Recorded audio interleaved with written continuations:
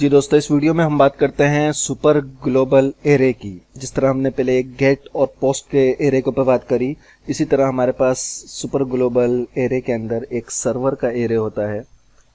तो सर्वर के एरर के ऊपर हम बात करते हैं कि सर्वर का जो एरे होता है ये हमें कुछ सर्वर की इंफॉर्मेशन जो है वो प्रोवाइड करता है।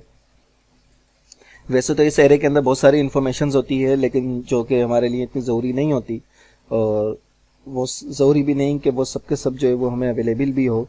लेकिन PHP के इस सर्वर के मॉड्यूल के अंदर, इस एरे के अंदर हमें कुछ ना कुछ जो है वो एलिमेंट हमें ये प्रोवाइड कर देता है, जिसको हम यहाँ पे देखते हैं अभी कि उसके अंदर हमें क्या क्या चीज़ें यहाँ मिल जाती हैं।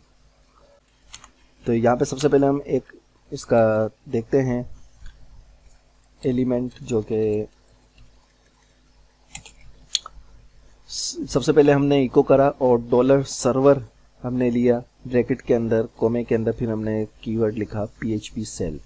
PHP सेल्फ ये क्या काम करता है?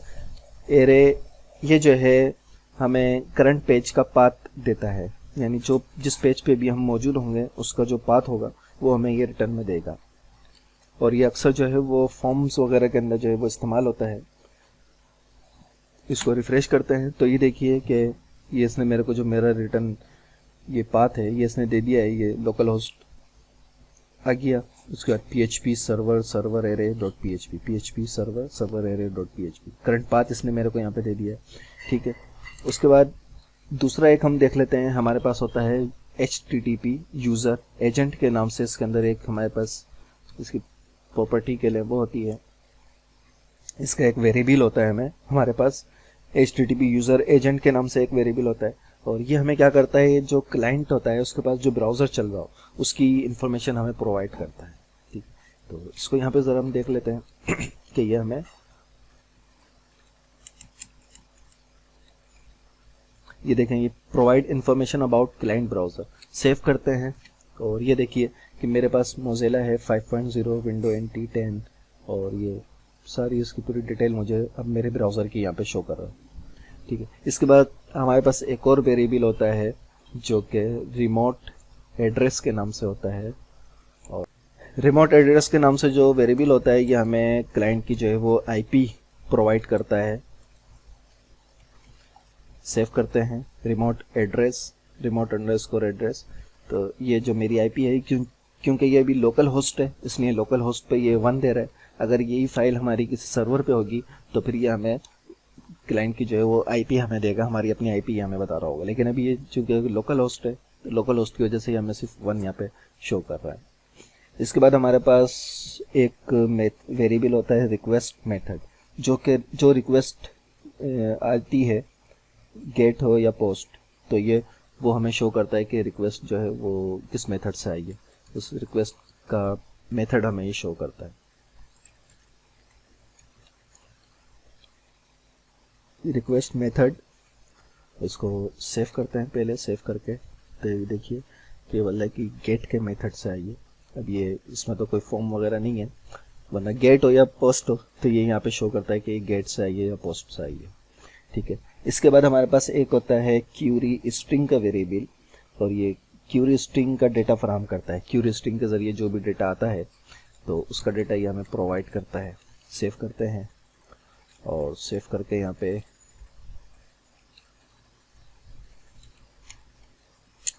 सेव करके रिफ्रेश करते हैं। तो क्योंकि अभी हमने इस पेज के अंदर कोई क्यूरी स्ट्रिंग इस्तेमाल नहीं की, इस वजह से ये हमें कोई नहीं दे रहा। या अगर यहीं पर ही हम देना चाहें कुछ नेम AAB, रिफ्रेश करें तो अब देखें इसमें वो दोनों ही काम होगा। क्यूरी स्ट्रिंग भी आ गया, अच्छा क्यूरी स्ट्रिंग 2 दफ़ा आ गया है।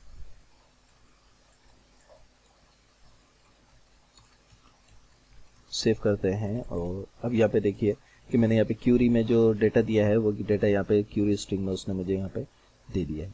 ठीक है, इसके बाद हमारे पास एक वेरिएबल और होता है रिक्वेस्ट URI का।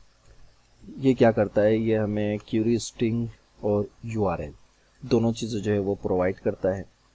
तो क्यूरी स्ट्रिंग जो है ये सिर्फ हमें क्यूरी स्ट्रिंग प्रोवाइड कर रहा है, और रिक्वेस्ट URI इसको सेव करके देखते हैं तो ये हमें देखें PHP सर्वर एरे जो ये ऊपर हमें दे रहा था PHP सेल्फ से दे रहा था वो भी चीज़ यहाँ आ रही है। उसके बाद क्यूरी स्ट्रिंग जो है वो भी हमें सेम यहाँ पे ये दे रहा है। ठीक है, इसके बाद हमारे पास एक और एरे होता है इसमें जो कि HTTP रेफरर के नाम से होता है। तो इसको देखते हैं क्या काम करता है। ये सेव करते हैं, प्रोवाइड एड्रेस वेयर, इस पेज का एड्रेस जिससे रिक्वेस्ट आई हो, ठीक है, जहाँ से रिक्वेस्ट हमें भेजी गई हो उसका पेज, उसका जो है ये एड्रेस प्रोवाइड करता है। लेकिन क्योंकि अभी हमारे पास लोकल होस्ट में चल रहा है तो इसलिए यहाँ का एड्रेस जो है प्रोवाइड नहीं कर रहा। ये अगर सर्वर पे हम चलाएं इसको तो फिर हमें जो है ये जिस सर्वर से लिंक से हमारे पास रिक्वेस्ट आई है वो हमें ये प्रोवाइड करेगा। आई होप कि ये आपको समझ में आए होंगे। ये सर्वर के ग्लोबल एरे के वो वेरिएबल्स हैं जो ज़्यादा इस्तेमाल होते हैं, तो इसलिए ये मैंने आपको बताया। तो उम्मीद है कि आप लोगों को समझ में आए होंगे और आपके लिए बहुत यूज़फुल होंगे। और अगर आप चाहते हैं कि सुपर ग्लोबल एरे के तमाम वेरिएबल आपको पता चलें तो उसके लिए आप php.net का भी विज़िट कर सकते हैं। और इन सब के अलावा आप यहाँ पे एक छोटा सा वो भी बना सकते हैं प्रोग्राम जिसमें हम एक फॉर ईच लूप लेते हैं और इस लूप में वेरिएबल हम ले लेते हैं यहाँ पे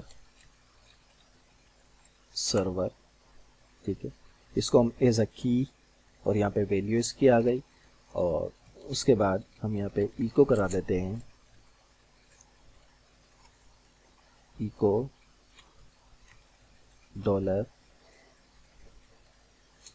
$सर्वर, और यहाँ पे हम ले रहे हैं $की का वेरिएबल और उसके बाद हम इसको कह रहे हैं कि बराबर है इसकी वैल्यू, ठीक है, और यहाँ पे इसको ब्रेक लगा देते हैं। इसमें हमने क्या करा, एक फॉर ईच लूप बनाया और उसमें $सर्वर का जो ग्लोबल एरे है उसी को हमने यहाँ पे कॉल करा। फिर उसको, क्योंकि ये एसोसिएटिव एरे है, हर वेरिएबल का आप देख रहे हैं अलग अलग नाम है, तो इसको यहाँ पे की उसकी वैल्यू करी। उसके बाद इसको फॉर ईच लूप में $सर्वर उसकी की ली और वैल्यू को लेके हमने जो है यहाँ पे पास करा दिया। रिफ्रेश कर इसको सेव करते हैं और फिर रिफ्रेश करते हैं तो ये देखिए $सर्वर से मुतालिक तमाम के तमाम जो है वो इसके वेरिएबल्स आ गए हैं। तो आप इनको खुद भी ट्राई कर सकते हैं, लेकिन जो ज़्यादा ज़रूरी है, जो ज़्यादा इस्तेमाल होते हैं वो ये 5 हैं। आई होप कि ये आपको वीडियो अच्छी लगी होगी, इसको ज़रूर शेयर करिएगा। इसके बाद अगली वीडियो में हम कुकी और सेशन वगैरह इनके बारे में बात करेंगे।